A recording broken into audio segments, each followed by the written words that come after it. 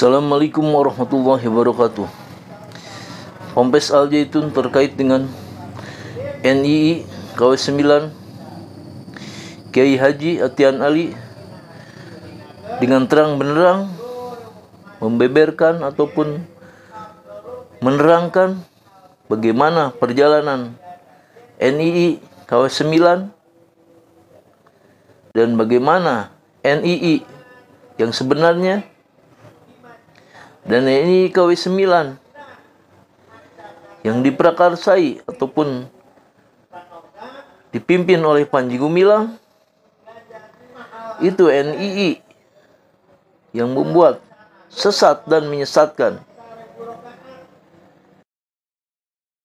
Kiai Haji Atian Ali pun menerangkan dengan terang benderang bagaimana kisah perjalanan terbentuknya NII KW9 yang dipimpin oleh Panji Gumilang, Ponpes Al Zaitun.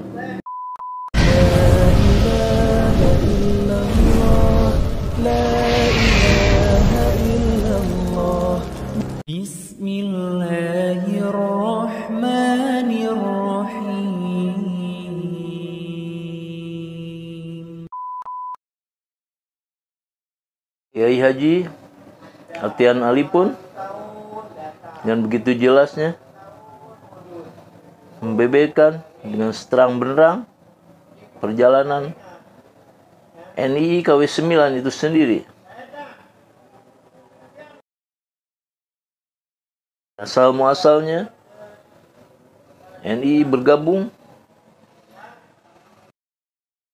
dan yang dipimpin oleh Panji Gumilang.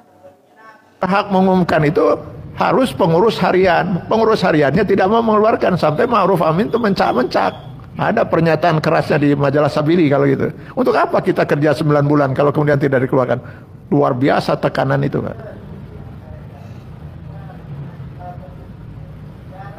Tambah bingung kita ketika ada seorang pejabat di Jakarta kemudian menyatakan dengan suara lantangnya itu, siapa yang mengganggu Az-Zaitun, iblis. Dan kalau terus saja mengganggu Az-Zaitun, saya gebuk. Nah, dia kan pejabat, bisa ngegebuk gitu. Sehingga kita tambah bingung ini. Loh, kok kita malah yang mau digebuk? Kiai Haji Atian Ali. Ini orang bikin negara di dalam negara gitu kan? Kita menjadi bukannya tahu. Itu yang diselesaikan, malah kita yang membongkarnya, malah yang mau digebuk. Makin bingung kita kan? Barulah terbuka semua itu, Pak. NII itu sendiri. Ketika datang menemui saya ke rumah seorang petinggi DITI Kartosuwiryo yang saya nggak kenal sebelumnya. Namanya Abdul Fattah Wiranagapati. Sekarang udah meninggal, Pak. Nggak lama setelah menemui saya meninggal. 3 kali beliau ke rumah saya. Dia panglima tinggi kuasa usaha, panglima tertinggi DITI Kartosuwiryo.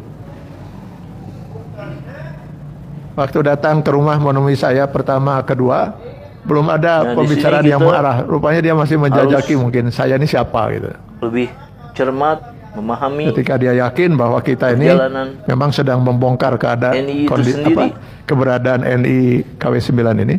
Maka waktu pertemuan yang ketiga barulah dia terbuka bercerita. Jadi dulu rezim Orde Baru ini sangat terganggu betul oleh keberadaan, ya sebelum Orde Baru bahkan ya 62, 63 sana. Sangat terganggu betul oleh keberadaan DITI Kartosuwiryo. Nah, ketika Kartosuwiryo itu sudah lari dari satu hutan ke hutan yang lain, kepung sini, kepung sana kan seperti itu. Dan Kartosuwiryo sudah mulai sakit-sakitan. Ancamannya hukuman mati jelas itu. Gitu. Maka sudah mulai gelisah itu orang-orang di sekitarnya. Salah seorang dari orang dekatnya Kartosuwiryo namanya Adah Jailani. Allah mudah-mudahan dengan Nah itu Terbukaan turun ini. dia meninggalkan perjuangan. Kiai Haji Atian Ali Lalu dia membeberkan semuanya ini. menemui Kita Pangdam menjadi 3 tahu. Siliwangi. Kodam 3 Siapa Siliwangi, bukan sebenarnya? Pangdam. Kodam 3 Siliwangi. Saya nggak tahu persis waktu itu apakah yang menghadapi dia Pangdam atau bukan. Tapi dia jelas datang ke Kodam 3 Siliwangi, menyerahkan diri, Pak. NI itu sendiri. Dan menyatakan bahwa dia tobat, keluar dari DITI Kartosuwiryo, kembali kepada NKRI. Dokumen dia membuat pernyataan itu di Kodam 3 Siliwangi, dia tanda tangani di atas meterai dengan tanda tangan. Fotokopiannya diserahkan oleh Abdul Fattah Wiranagapati kepada saya. Ini dia asal usulnya. Saya, kata Abdul Fattah Wiranagapati, yang diberi hak sepenuhnya oleh Kartosuwiryo untuk mendirikan KW Komandan Wilayah. KW yang saya baru dirikan itu baru 6. KW 1 itu Jawa Barat, KW 2 Jawa Tengah, KW 3 Jawa Timur plus Kalimantan, sebagian Kalimantan, KW 4 itu Sulawesi, KW 5 Aceh, KW 6 Palembang. Ini KW 9 siapa yang membuat? Mulai jelas sekarang, Bapak Ibu? Ini gadungan, Pak. Ini yang dibuat. Jadi ketika si Adah Jalani ini hianat terbuka kepada ini. Kartosuwiryo, bagi Kartosuwiryo Kiai ini Haji pengkhianat Atian Ali Adah nih. membeberkan semuanya Pengkhianat ini. perjuangan. Bagi Kita menjadi tahu pihak lain, rezim siapakah sebenarnya. yang sedang berkuasa, ini bisa jadi pahlawan. Tarik ke Jakarta. Lalu diberilah kesenangan itu, usaha modal, usaha minyak, yang paling banyak minyak itu. Katanya bensin juga itu. Senanglah dia. Lalu ada pihak yang mengkondisikan agar dia mendirikan NI Gadungan itu. Yaitu NI KW 9 itu. Untuk apa ini dibuat? Untuk menghancurkan NI yang sesungguhnya. Dan yang kedua, agar orang-orang yang masih punya semangat untuk NI bisa tertampung di sini dalam kendali ini. Jadi ini politik, Pak.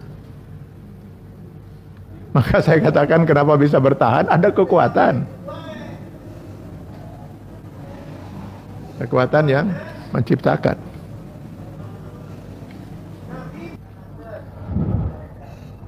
Waktu dipimpin oleh Adah, NI KW 9D aman-aman, Pak. Aman dalam pengertian ajarannya bukan ajaran sesat. Siapa Panji Gumilang? Panji Gumilang itu orang buronan, Pak. Dia sedang buron lari ke Malaysia. Bukan orang NI. Tanya orang NI, ada yang kenal Panji Gumilang? Allah mudah-mudahan dengan Bukan orang NI. ini. Dia pengikut ajaran sesat Isa Bugis. Kiai Haji Atian Ali membeberkan semuanya ini. Ketika dia buron ke Malaysia Kita bergabung menjadi dengan tahu. Darul Arkom. Ini kalau Siapa mau lihat, sebenarnya. nah, tapi apa mungkin atau tidak ya, majalah Tempo tahun 2002 itu lengkap itu semua cerita ini. Kenapa dia lari ke Malaysia, bawa uang berapa yang dia bawa lari ke Malaysia, siapa yang menyusul dia ke Malaysia dan membawanya pulang lagi ke Indonesia. Dengan jaminan aman dia dari segi hukum, kemudian dibaiat oleh Adah menjadi orang NI untuk memimpin NI KW 9. Nah, mulailah ajaran yang ngawurnya itu muncul.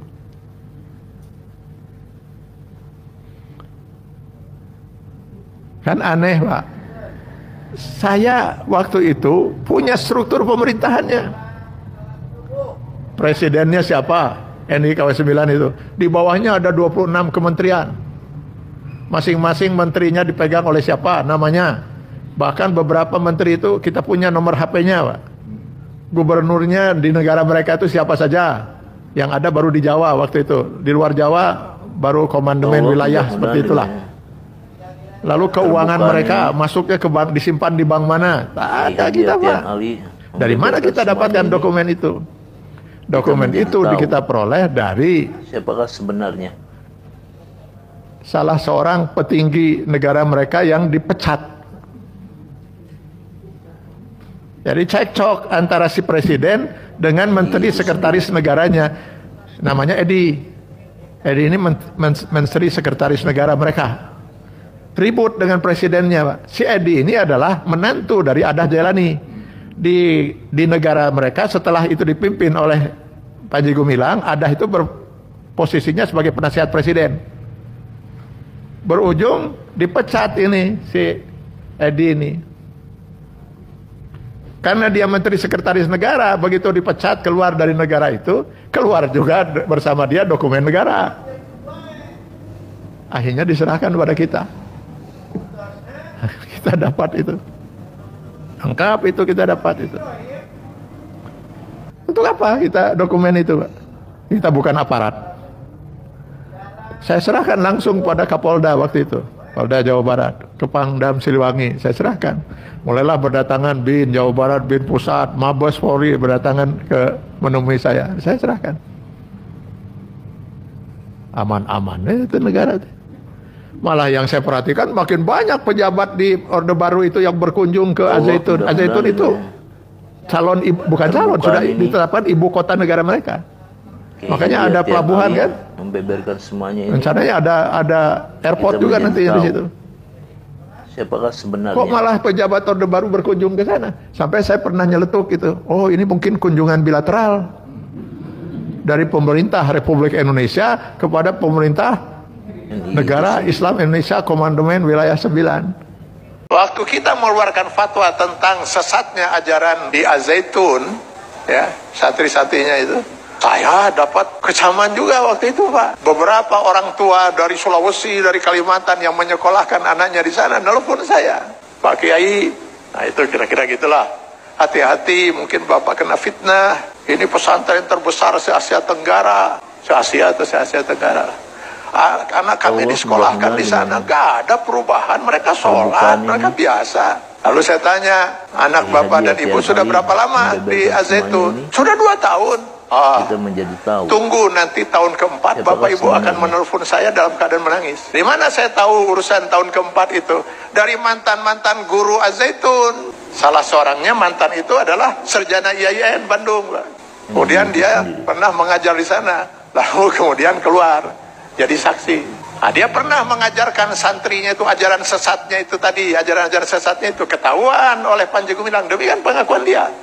Maka dia ditegur, Pak, dengan menyatakan bahasanya begini, ketika anak itu baru belajar merangkak, jangan diajak berlari.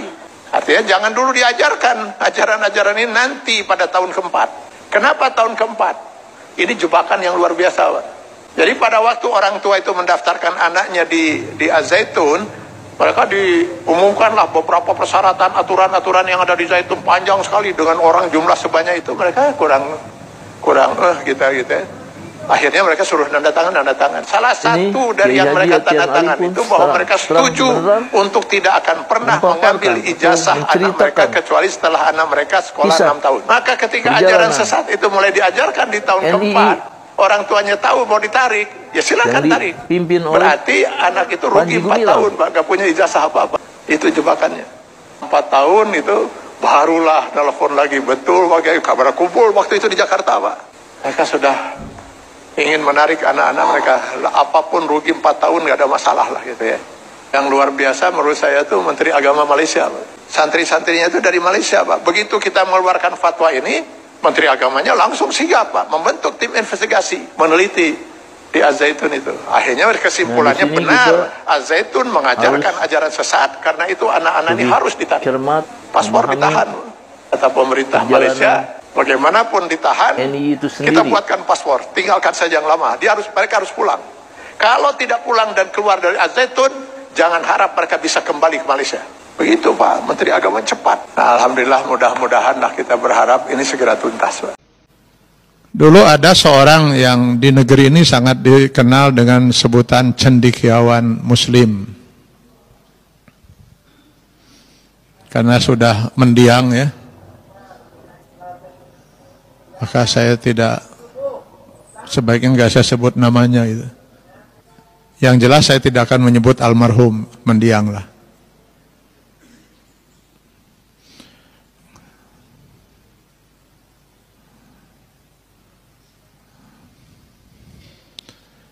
Saya ingat waktu yang bersangkutan meninggal, saya persis diundang ke Balikpapan. Haji Atian Ali membeberkan Ini waktu semuanya ini. teman-teman di Balikpapan Kita yang menjadi undang itu tahu jemput di airport, saya sempat siapalah kaget. sebenarnya. Karena mereka begitu luar biasa gembiranya karena saya datang. Saya bilang, ada apa ini? NI itu sendiri. Kami sempat khawatir Bapak nggak jadi datang. Wah, saya bilang, ini mengecilkan hati saya bilang. Kenapa? Emang saya pernah mengingkari janji? Saya bilang. Oh, nggak gitu maksudnya Pak, katanya. Andai kata Bapak tidak datang pun, kami sangat memahami. Nah, ini makin nggak ngerti lagi, saya bilang. Akhirnya saya bilang, ada apa ini? Saya kira Bapak ke Jakarta. Karena yang bersangkutan kan dia sebutlah namanya meninggal dunia. Saya yakin kiraan kita Bapak akan hadir di sana. Oh iya, sudah. Ya, hari kita segera ke tempat, saya bilang. Harus. Saya kira sebaiknya temanya itu saja, saya bilang, saya akan bahas. Kenapa saya tidak mungkin hadir? Apalagi untuk menyolatkannya. Dan tidak mungkin saya mendoakan. Walaupun sekian banyak orang menyebutnya cendekiawan Muslim.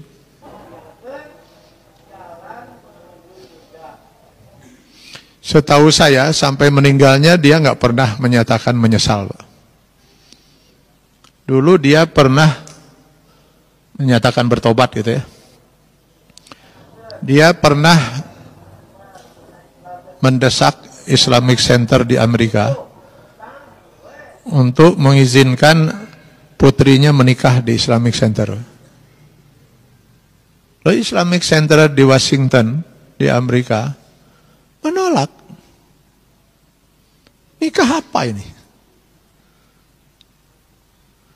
Kenapa? Karena putrinya itu yang katanya muslimah, putrinya itu terbuka mau dinikahkan dengan seorang laki-laki Yahudi. Kiai Haji Atian Ali membeberkan semuanya ini. Kita menjadi Tentu tahu sebagai seorang mukmin kita sadar betul, sebenarnya. yakin betul. Al-Baqarah 221 tegas menyatakan yang namanya wanita muslimah itu tidak mungkin menikah dengan laki-laki non-muslim, apapun agamanya. Sejak Islam diturunkan sampai dengan detik ini belum pernah ada satupun ulama berpendapat lain. Sangat jelas sekali aturan itu dalam Islam. Al-Baqarah 221. Dia tetap ngotot. Ya, Islamic Center tetap menolak. Akhirnya ya dia tetap menikahkan putrinya itu. Dan dia sendiri bertindak sebagai wali dalam pernikahan itu. Di apartemen tempat tinggal putrinya itu. Artinya sang cendekiawan ini telah mengantarkan putrinya untuk berzinah seumur hidup dengan seorang pria Yahudi. Hebatnya di negeri kita, orang ini masih tetap disebut cendekiawan Muslim.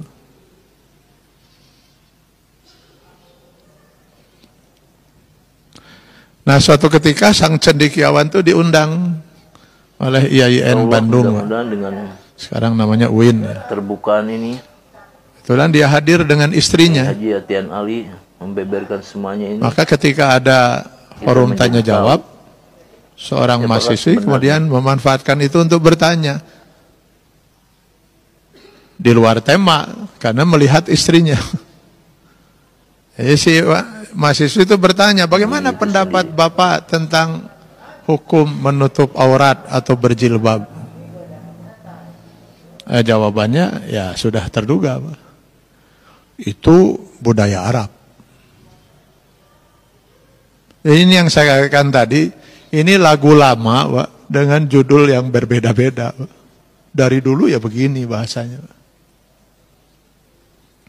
Ini budaya Arab. Maka si mahasiswa kemudian mengatakan, budaya Arab apa, Pak? An-Nur 31, Al-Ahzab 59, jelas sekali menyatakan bahwa seorang wanita itu di hadapan laki-laki yang bukan muhrimnya harus menutup auratnya. Sekian hadis Rasulullah SAW. Bahkan nasihat Rasul kepada putrinya Fatimah radhiyallahu anha, wahai Fatimah, Seorang wanita kalau sudah memasuki usia akil balik, seluruh tubuhnya itu adalah aurat kecuali ini dan ini. Lalu beliau menunjuk muka dan kedua tangannya. Jelas itu. Didesak oleh ayat-ayat dan hadis ini, apa jawaban sang cendekiawan ini? Terbukaan ini. Lihat saja katanya istri saya. Kiai Haji Atian Ali. Istrinya datang pakai rok. Semuanya ini kita menjadi tahu. Jadi istrinya yang harus dijadikan dasar hukum. Hebat di kita ini ya. Di Indonesia ini juga ada seorang yang dikenal ahli tafsir, Pak, sering muncul di TV.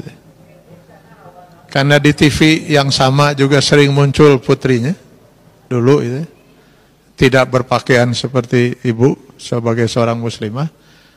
Maka sang ahli tafsir itu ditanya gitu, bagaimana pendapat Anda tentangnya? Jawabannya sama, itu budaya Arab. Ini budaya Arab.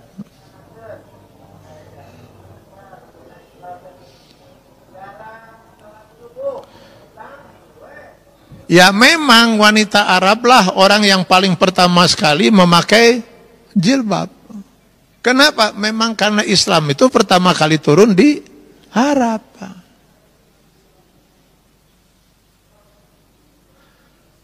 Yang pertama kali sholat 5 waktu siapa? Orang Arab, Pak. Terbukaan ini. Yang pertama kali saum di bulan Ramadan, orang Arab. Yang pertama haji, orang Arab. Yang pertama kali melaksanakan seluruh ajaran Islam, orang Arab, Pak. Karena memang Islam itu pertama kali turun di Arab.